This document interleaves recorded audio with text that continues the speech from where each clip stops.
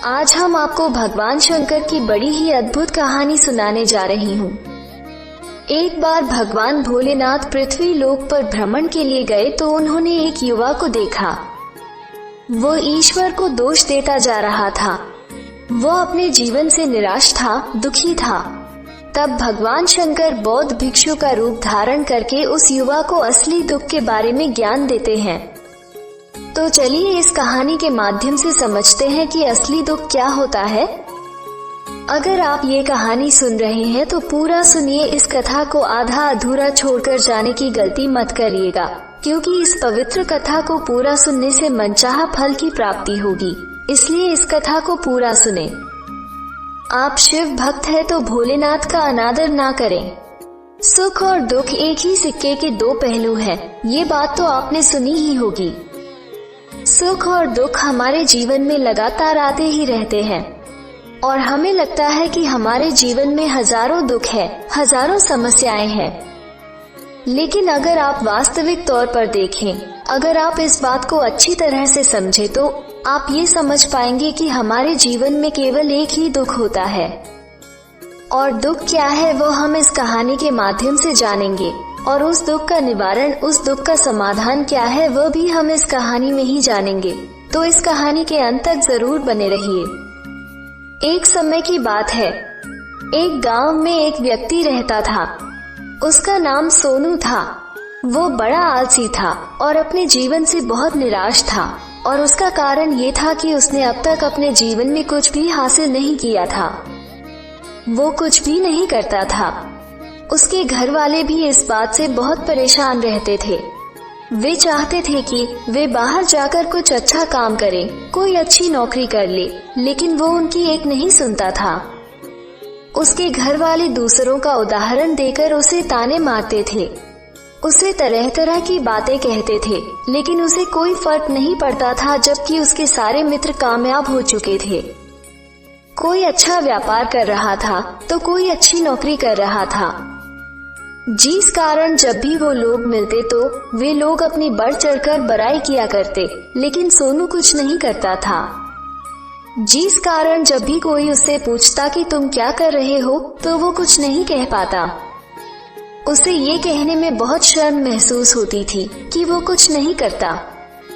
वो हमेशा सबसे केवल एक ही बात कहता था कि मैं कोशिश कर रहा हूँ, लेकिन उसकी कोशिशों का कोई भी फल किसी को नजर नहीं आ रहा था।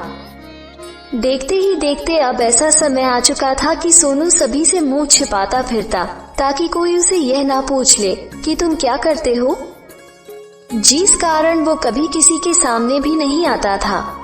धीरे धीरे उसका मन दुखी होने लगा था। वो बहुत निराश रहने लगा था। उसे अब ऐसा प्रतीत होता था मानो वो इस धरती पर बोझ है, जिस कारण वह अपने आप को बहुत अकेला महसूस करता, बहुत तन्हा महसूस करता। एक दिन तो उसके मन में ये भी विचार उत्पन्न होने लगे कि मेरे हाथों में कुछ नहीं है तो मैं क्या कर सकता हूँ। अकेले बैठकर वो रोता रहा और भगवान को दोष देता रहा। एक दिन छुपता छुपाता वो घर से निकलकर कहीं जा रहा था। तभी उसने रास्ते में देखा कि एक बौद्ध भिक्षु लोगों को प्रवचन दे रहे हैं, और प्रवचन में वो दुख की बातें कर रहे हैं। सोनू कुछ देर के लिए अपना मुंह छुपाकर वहीं पर खड़ा हो गया, ताकि उसे कोई देख ना ले, और चुपचाप वो उन भिक्षु की बातें सुन रहा था। बौद्ध भिक्षु सभी को प्रवचन में कह रहे थे कि दुख हमारा सबसे बड़ा साथी है। हमें दुख अपने जीवन के बारे में समझाता है और हमें सही जीने का तरीका बताता है। ये हमारे गुरु की तरह है, जिससे हमें सीखना चाहिए। आप चाहे तो अपने जीवन में अपने दुखों को अपना गुरु बना सकते हैं और उससे सीख सकते हैं, या फिर आप चाहे तो अपने दुखों पर बैठकर रो सकते हैं, लेकिन इससे आपको कोई लाभ नहीं मिलेगा, बल्कि आप दिन ब दिन और कमजोर होते जाएंगे, निराश होते जाएंगे। बेटा, तुम्हें क्या दुख है और तुम दुख के बारे में ऐसी बातें क्यों कर रहे हो? सोनू ने अपने ऊपर बीती हुई सारी बातें उन बौद्ध भिक्षु को बता दी और कहने लगा, हे महात्मा, क्या आपके पास मेरे दुख का कोई समाधान है? सोनू की यह बात सुनकर वो बौद्ध भिक्षु मुस्कुराने लगे और सोनू से कहते हैं, बेटा, जब तुम्हारे जीवन में कोई असली दुख आए तब तुम मेरे पास आना, मैं इसका समाधान तुम्हें अवश्य बताऊंगा। उन बौद्ध भिक्षु की यह बात सुनकर सोनू थोड़ा सा अचरज में पड़ गया। उसे ये समझ नहीं आ रहा था कि क्या उसने अब तक जो दुख झेला है वो असली दुख नहीं है। उसने जो अब तक सही है, जो ताने सहे हैं, जो तकलीफें उठाई है, क्या वो असली दुख नहीं है। आगे वो मन ही मन अपने आप से कहता है कि जब मुझे मेरे अपने नहीं समझ पाए तो ये बौद्ध भिक्षु मुझे क्या समझेंगे। इतना सोचकर वो वहां से चला गया। सभी लोगों के ताने सुन सुनकर सोनू बहुत थक चुका था, तो बहुत निराश हो चुका था, जिस कारण उसने निर्णय लिया कि वो अब कुछ करके दिखाएगा। उसे अपने पिता से थोड़ा सा रुपया लिया और उस रुपया से उसने एक व्यापार शुरू किया। उसके पिता बहुत खुश थे कि कम से कम मेरा बेटा कुछ करने का प्रयास तो कर रहा है, लेकिन उसे व्यापार में कोई सफलता नहीं मिल रही थी, जिस कारण वो बहुत ही हताश हो चुका था। वो बहुत निराश हो चुका था। उसे ये समझ नहीं आ रहा था कि वो क्या करे, किस तरह से अपने व्यापार को आगे बढ़ाए। तभी उसके पिता ने उससे कहा, बेटा कोई बात नहीं, इसी तरह से प्रयास करते रहो, आज नहीं तो कल सफलता अवश्य मिलेंगे। सोनू ने अपने पिता की बात मानी और अपने व्यापार में और भी कड़ी मेहनत करने लगा। धीरे धीरे उसे सफलता मिलने लगी और फिर उसने रफ्तार पकड़ ली। देखते ही देखते केवल 3 सालों के अंदर वो एक बहुत बड़ा व्यापारी बन गया। अब उसके पास धन दौलत की कोई कमी नहीं थी। लोग जो उसे पहले नापसंद किया करते थे अब उसे पसंद करते थे, उसकी चिंता करते थे, उसके कार्यों की सराहना करते थे। उसके माता पिता भी अब अपने बेटे से बहुत खुश थे और उसकी सफलता से वे अत्यंत प्रसन्न थे। धीरे धीरे सोनू के मित्रों की संख्या लगातार बढ़ती जा रही थी। सोनू के कुछ मित्रों ने उसे ये भी सलाह दी कि उसे अपना व्यापार और तेजी से बढ़ाना चाहिए, उसे और फैलाना चाहिए। जब तुम आज केवल इस नगर के सबसे बड़े व्यापारी हो तब तुम इतना खुश हो। तुम्हारे साथ ये सारे लोग हैं, वहीं पर तुम सोचो कि जब तुम इस राज्य के सबसे बड़े व्यापारी बन जाओगे तब तुम्हारे यहाँ पर लोगों की भीड़ लग जाएगी। लोग तुमसे मिलने के लिए समय निकालेंगे, यहाँ तक कि इस राज्य का राजा भी तुमसे मिलना चाहेगा, तुम्हारी तारीफ करेगा और यदि कभी ऐसी जरूरत आन पड़ी तो वो तुमसे धन भी उधार लेने के लिए अवश्य आएगा। सोनू को अपने दोस्त की यह बात बहुत पसंद आई। सोनू ने सोचा कि मेरे मित्र सही कह रहे हैं, मुझे अपने व्यापार को और बड़ा करना चाहिए और फैलाना चाहिए, तभी तो हर कोई मेरे बारे में जान सकेगा, हर कोई मुझे पहचानेगा। उसने बिना देरी किए अपने समय को बिना गवाए अपने व्यापार में और मेहनत करने लगा। लेकिन अब की बार उसके मन में धैर्य नहीं था, जिस कारण उसने कुछ अनुचित कदम उठाए ताकि उसका व्यापार जल्दी से जल्दी और बड़ा हो जाए। उसने कई लोगों से अधिक मात्रा में धन उधार ले लिया, जिससे उसके ऊपर अब काफी ऋण हो चुका था। और इतना ही नहीं, वो यहाँ पर नहीं रुका, उसने अधिक से अधिक मुनाफा कमाने के चक्कर में अपने माल की गुणवत्ता को भी खराब कर दिया, जिससे अब उसके माल में वो बात नहीं रह गई थी जो पहले हुआ करती थी। लेकिन वो अपने मित्रों की बात सुनता रहा। जैसा उसके मित्र कहते थे वो वैसा ही करता चला जा रहा था, यहाँ तक कि उसने अपने व्यापार को और भी तीव्रता से बढ़ाने के लिए अपने दूसरे छोटे व्यापारियों के खिलाफ षड्यंत्र भी रचने शुरू कर दिए, जिस कारण उसके मन में अब पहले जैसा वो सुकून नहीं था। उसे अब रातों को नींद नहीं आती थी। वो केवल एक ही विचार में लगा रहता था कि किस तरह से उसका व्यापार पूरे राज्य में फैल जाएगा और वो इस राज्य का सबसे बड़ा व्यापारी बन जाएगा, जिस कारण वह दिन रात केवल इसी मेहनत में लगा रहता वह किसका व्यापार जल्दी से जल्दी और बड़ा हो जाए। हालांकि उसके पास अब सब कुछ था, धन दौलत, अच्छा घर, गाड़ियाँ, नौकर चाकर, सभी सुख सुविधाएं, लेकिन उसके बावजूद भी वो उन चीजों का लाभ नहीं उठा पा रहा था, क्योंकि उसका पूरा ध्यान केवल अपने व्यापार को और उन्नति पर ले जाना था। एक दिन सोनू अपने रथ पर बैठकर एक मार्ग से होकर गुजर रहा था। तभी रास्ते में उन्हें गुरुवार का आश्रम भरा। ये देखकर वो उन बौद्ध भिक्षु के पास गया और बौद्ध भिक्षु से कहने लगा है, महात्मा, आपने कहा था कि जब मेरे जीवन में कोई असली दुख आए तब मैं आपके पास आओ। इस कारण मैं यहाँ पर आया हूँ। आज मैं बहुत दुखी हूँ। मैं रातों को सो नहीं पाता। मेरे पास सब कुछ होते हुए भी मैं उनका लुत्फ नहीं उठा पाता। उसने अपनी सारी बातें एक एक करके उन बौद्ध भिक्षु को बता दी। तभी वह बौद्ध भिक्षु सोनू से कहते हैं, बेटा, जब तुम पहली बार आए थे तब भी तुम बहुत दुखी थे, लेकिन तब तुमने अपने दुख से क्या सीखा था? इसके जवाब में सोनू उन बौद्ध भिक्षु से कहता है, हे महान, जब मैं अपने जीवन में कुछ नहीं कर पा रहा था तब मैंने अपने दुखों से यह सीखा था, केवल सोचने मात्र से कुछ नहीं होगा। उसके लिए हमें कुछ करना भी पड़ेगा और केवल कोई कर्म करना ही हमें सफल नहीं बना था, बल्कि उस कर्म को उसके अंजाम तक पहुंचाना हमें सफल बनाता है।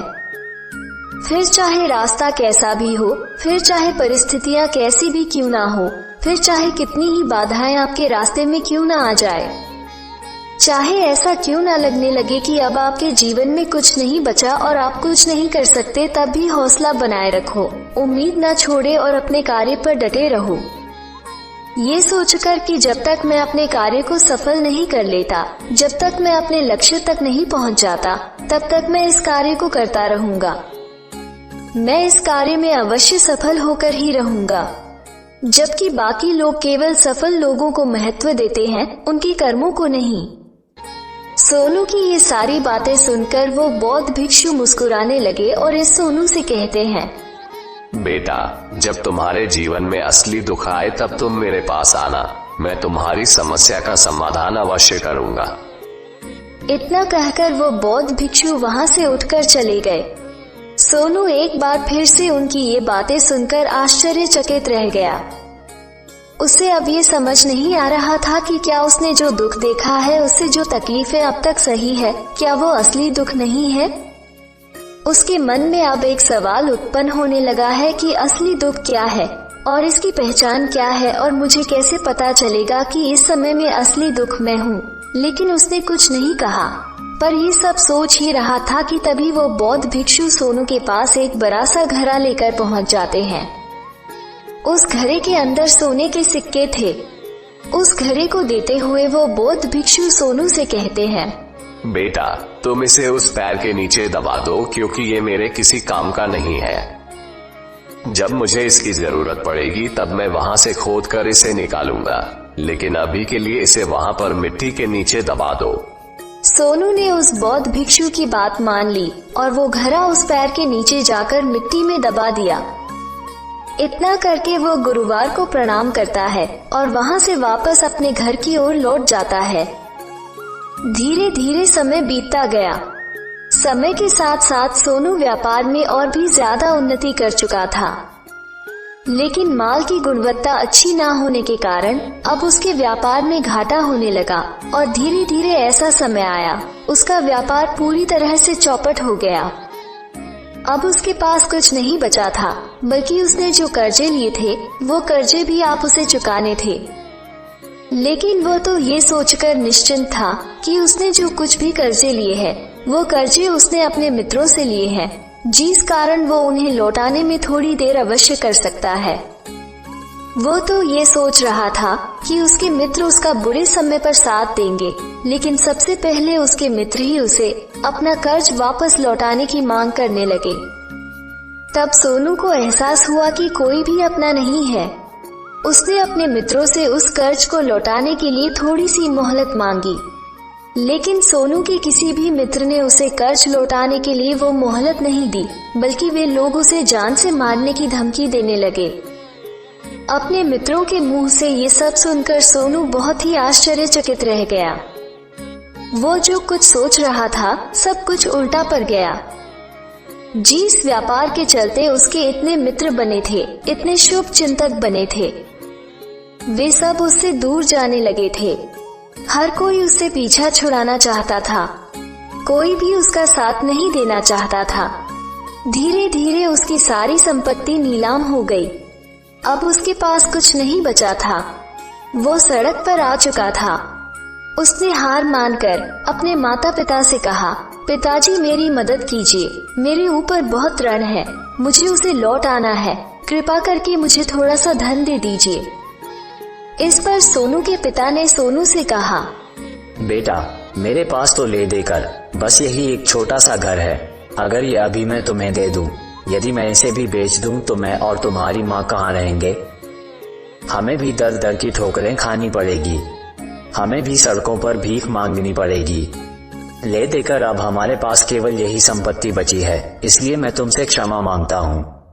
अपने माता पिता के मुख से यह सुनकर सोनू चुपचाप वहाँ से चला गया और मन ही मन में सोच रहा था कि अब मेरे पास कुछ नहीं बचा, जो था वो तो सब लूट गया, बर्बाद हो गया। अब मैं जीकर क्या करूँगा? अब मेरे पास केवल एक ही रास्ता है जिससे मैं अपने कर्जदारों से अपना पीछा छुड़ा सकता हूँ। ये सोचता हुआ वो एक ऊंची पहाड़ी की ओर पहुंचा। वो पहाड़ी पर चढ़ता ही जा रहा था कि तभी उसे याद आया कि उन बौद्ध भिक्षु ने कहा था कि जब तुम पर असली दुख आए तभी तुम मेरे पास आना, मैं तुम्हारी समस्या का समाधान अवश्य करूँगा। ये सोचकर सोनू के मन में एक बार फिर उम्मीद की वो लहर दौड़ पड़ी। सोनू तुरंत दौड़ता हुआ उन बौद्ध भिक्षु के पास पहुंचा और सोनू ने उन्हें प्रणाम करके अपने ऊपर बीती हुई हर एक बात उन्हें बता दी और कहने लगा, हे महात्मा, आपने कहा था कि जब मेरे ऊपर असली दुख आएगा तब आप उसका समाधान अवश्य करेंगे। तभी वह बौद्ध भिक्षु सोनू की इस बात को सुनकर मुस्कुराने लगे और कहते हैं, बेटा कहाँ है असली दुख? जब तुम्हारे जीवन में असली दुख आएगा तो मैं उसका समाधान अवश्य करूँगा। उन बौद्ध भिक्षु के मुख से यह सुनकर सोनू के सब्र का बांध टूट गया और सोनू ने उन बौद्ध भिक्षुओं से कहा, महात्मा, आखिर ये असली दुख क्या होता है? क्या मैंने आज तक जो भी दुख झेला है, जो भी तकलीफ आज तक मैंने सही है, क्या ये दुख नहीं है? क्या इसे दुख नहीं कहते? तभी वो बौद्ध भिक्षु सोनू से कहते हैं, बेटा पहले तुम मुझे ये बताओ कि तुमने अपने दुख से क्या सीखा है? इसका जवाब देते हुए सोनू उन बौद्ध भिक्षु से कहता है, हे महात्मा, मैंने तो यही देखा है कि जो लोग तुम्हारी तरक्की में तुम्हारा पीछा करते हैं, तुम्हारे साथ जुड़ते हैं, वो लोग तुम्हें अवश्य धोखा देंगे, क्योंकि ऐसे लोग बुरे समय पर तुम्हारा साथ नहीं देने वाले, बल्कि तुम्हारा फायदा उठाने का ही वो प्रयास करेंगे। इसलिए ऐसे लोगों पर भरोसा ना करें, बल्कि जो लोग तुम्हारी असफलता के समय पर, तुम्हारे बुरे समय पर तुम्हारे साथ खड़े हैं, वही तुम्हारे असली मित्र हैं और वही तुम्हारे साथ रहते हैं। और ऐसे लोग तुम्हें बहुत कम मिलते हैं, और जिन्हें भी ऐसे लोग मिलते हैं उन्हें हमेशा उनकी कद्र करनी चाहिए। आगे सोनू उन बौद्ध भिक्षु से कहता है कि जब तुम कोई कार्य कर रहे हो तो उसे पूरी ईमानदारी से करो, धैर्य रखो, लालच ना करो और अपने लक्ष्य तक पहुंचने के लिए किसी के लिए भी कोई षड्यंत्र ना रचो, क्योंकि ऐसा करने से तुम्हारे साथ ही बुरा होगा और तुम्हें हमेशा नुकसान में रहोगे। सोनू की ये सारी बातें सुनकर बौद्ध भिक्षु उस पैर के पास पहुँचे। उन्होंने गड्ढा खोदा और वो घड़ा निकालकर उस सोनू के हाथ में थमा दिया, जिसमें सोने के सिक्के भरे हुए थे। वो घड़ा सोनू के हाथ में थमाते हुए उन बौद्ध भिक्षुओं ने कहा, लो इसे पकड़ो और जब तुम्हारे जीवन में असली दुख आए तब तुम मेरे पास आना, मैं इसका समाधान अवश्य करूँगा। लेकिन उसने अपने हाथों में पड़े हुए उस घड़े को देखा जिसके अंदर सोने के सिक्के थे।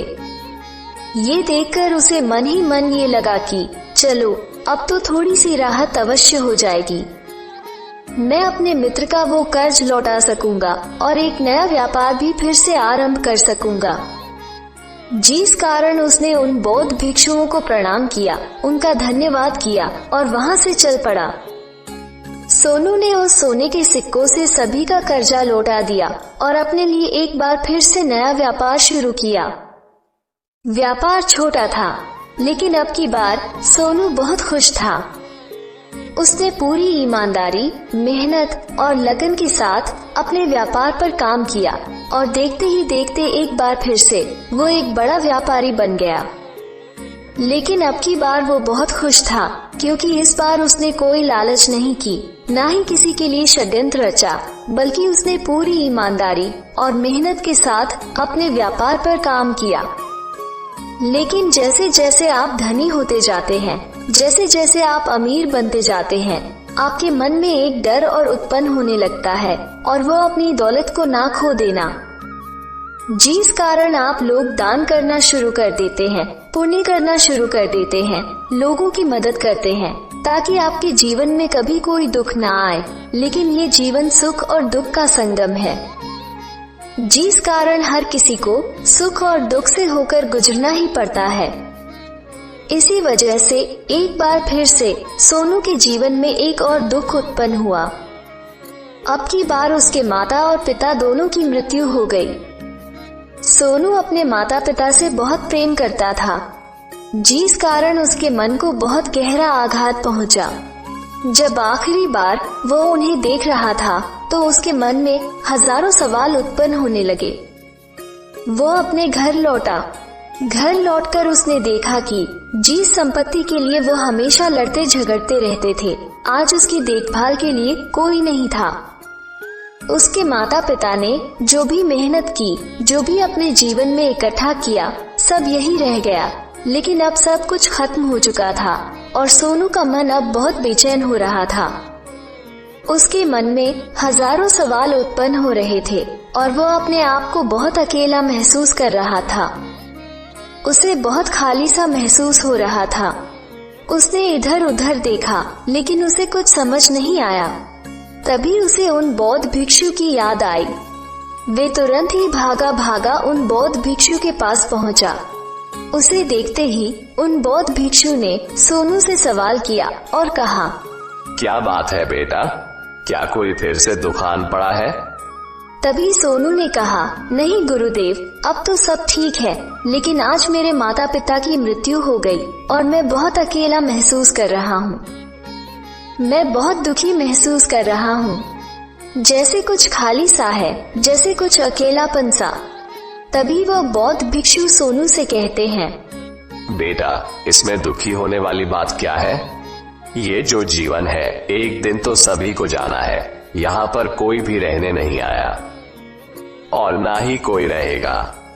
हम सब एक ना एक दिन मृत्यु को प्राप्त हो ही जाएंगे, और मृत्यु कब आएगी ये किसी को नहीं पता। हो सकता है कि तुम्हारी मृत्यु कल ही हो जाएगी या फिर आज और अभी। ये सुनकर सोनू आश्चर्यचकित रह गया। उसने उन बौद्ध भिक्षु से कहा, हे महाराज, आप ये क्या कह रहे हैं? मैं तो अभी जवान हूँ और मुझे तो अभी अपनी पूरी उम्र जीना है। मैं तो जीना चाहता हूँ, कुछ करना चाहता हूँ, और आप कह रहे हैं कि मैं कभी भी मृत्यु को प्राप्त हो सकता हूँ। इस पर वो बौद्ध भिक्षु सोनू से कहते हैं, बेटा, इस भ्रम में मत रहना कि मृत्यु केवल बूढ़े को आती है। बूढ़ों के सामने तो उनके जवान बच्चे तक मर जाते हैं। मृत्यु कभी किसी की उम्र देखकर नहीं आती और ना ही किसी को बताकर आती है। उन बौद्ध भिक्षु के मुख से ये सारी बातें सुनकर सोनू और भी ज्यादा बेचैन हो गया और वो चुपचाप वहां से चला गया। उसके मन का वो खालीपन अब भी वैसे ही था। वो भी अपने आप को बहुत अकेला महसूस कर रहा था। उसके बाद से उसका मन अपने व्यापार में भी नहीं लगता। जब भी वो कोई कार्य करता तो उसके मन में ढेर सारे प्रश्न उठने लगते हैं। वो क्या कर रहा है, क्यों कर रहा है, और उसने इस कार्य को क्यों किया?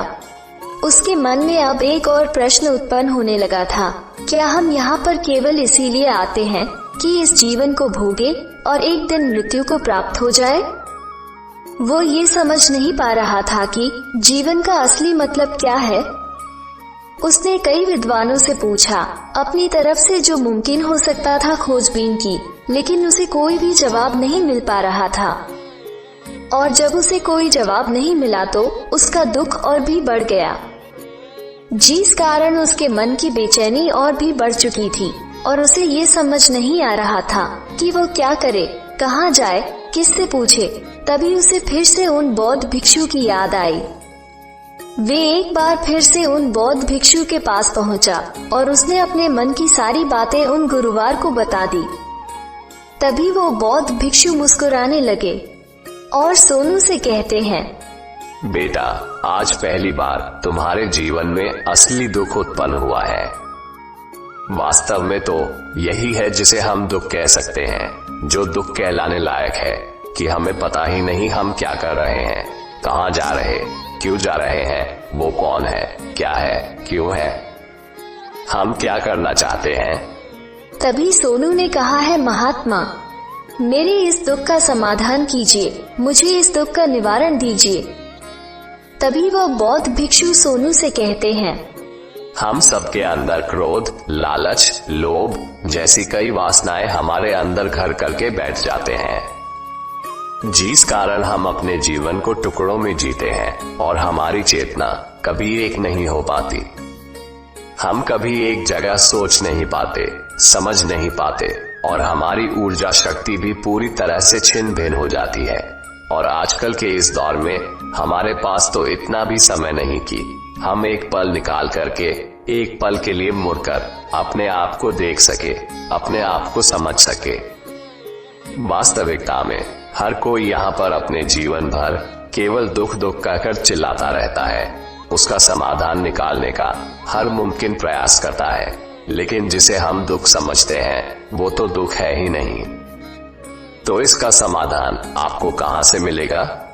ये तो परिस्थितियां हैं जिसके कारण हम अपने आप को दुखी समझते हैं, अपने आप को तकलीफ में समझते हैं।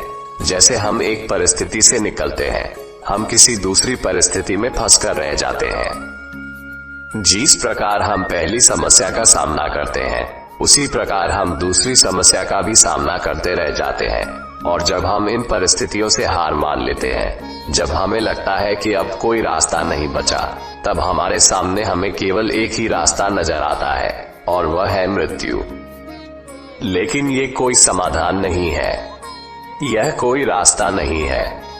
इसलिए यदि आप सचमुच अपनी समस्याओं का समाधान चाहते हैं तो अपने आप को इकट्ठा करना सीखें, अपनी ऊर्जा को इस संसार में वापस कीजिए, उसे एक कर और अपने ऊपर ध्यान लगाओ। मृत्यु से पहले अपने आप को पहचानो, अपने आप को जानो, अपने आप को बिखरने ना दो। तभी सोनू उन बौद्ध भिक्षु से कहता है, हे महाराज, तो क्या हमें इस जीवन को नहीं जीना चाहिए? क्या हमें अपनी इच्छाओं को नहीं पूरा करना चाहिए? तभी वह बौद्ध भिक्षु सोनू के इस सवाल का जवाब देते हुए कहते हैं कि हमें किसी से भी लगाव नहीं रखना चाहिए, हमें अपनी इच्छाओं को मार देना चाहिए। हमें संपत्ति इकट्ठा नहीं करनी चाहिए, क्योंकि हम मनुष्य की इच्छाएं, कामनाएं, वासनाएं ऐसे होती है जैसे मानो कि एक पर्वत से गिरता हुआ झरना, जिस पर किसी का नियंत्रण नहीं है सिवाय देखते रहने के और परेशान होने के। लेकिन जब तुम अपने ऊपर ध्यान देने लगते हो, तब तुम अपने आप को पहचान जाते हो, समझ जाते हो, तब तुम इस पर नियंत्रण पा सकते हो। तब इच्छाएं भी तुम्हारे वश में होती है और फिर तुम चाहो तो उन इच्छाओं पूर्ति भी अवश्य कर सकते हो।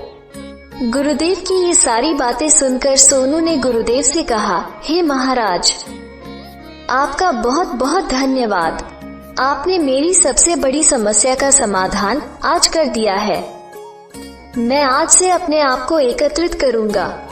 गुरुदेव, मानव शरीर में बहुत ऊर्जा है, बहुत शक्ति है, पर वो बेकार के कामों में लग जाती है, जिस कारण हमारा जीवन भी बेकार की चीजों में लगा रहता है। लेकिन हम कभी भी इस पर अपना ध्यान नहीं देते। हम कभी भी अपनी ऊर्जा को केंद्रित नहीं करते, अपने ऊपर कभी ध्यान नहीं देते। हमारा जीवन भी कुछ ऐसा ही है। हम अपने जीवन में हमेशा अपने आप से, ऊपर वाले से सवाल करते रहते हैं कि हमारे जीवन में इतना दुख क्यों है। हम सभी के मन में ये सवाल तो अवश्य ही उठता है और इसका जवाब है कि वो ईश्वर यह चाहता है कि हम अपने जीवन के अंतिम दुख तक पहुंच सके, उस गहराई तक पहुंच सके जहां पर हमें ये पता चल सके कि हमने अभी तक अपने आप को नहीं जाना, अपने आप को नहीं पहचाना। मानव शरीर के अंदर जो ऊर्जा है, जो शक्ति है, उसके बारे में हम अभी तक नहीं जानते। हम अपने आप को चाहे तो एकत्रित कर सकते हैं, अपने आप पर नियंत्रण पा सकते हैं, लेकिन हम अपनी इस ऊर्जा का व्यर्थ उपयोग करते रहते हैं, व्यर्थ की चीजों में लगा देते, जिस कारण हम अपने आप को कभी नहीं पहचान पाते और न ही कभी अपने आप पर नियंत्रण पा सकते हैं। लेकिन यदि आप अपने आप को जानना चाहते हैं, अपने आप को पहचानना चाहते हैं, तो पहले आपको खुद को एकत्रित करना होगा, अर्थात ध्यान लगाना होगा। ध्यान से ही आप अपने दुखों की, उन समस्याओं का समाधान निकाल सकते हैं और तभी आप अपने आप को पहचान सकते हैं, जान सकते हैं और अपने जीवन के हर दुखों का समाधान भी कर सकते हैं। इस वीडियो को बोलते समय कोई त्रुटि हो तो मैं क्षमा चाहती हूँ। उम्मीद है आप सभी को यह वीडियो अच्छी लगी होगी। अगर आप शिव के सच्चे भक्त हैं, तो चैनल को सब्सक्राइब और वीडियो को लाइक करके कमेंट में हर हर महादेव जरूर लिखिए।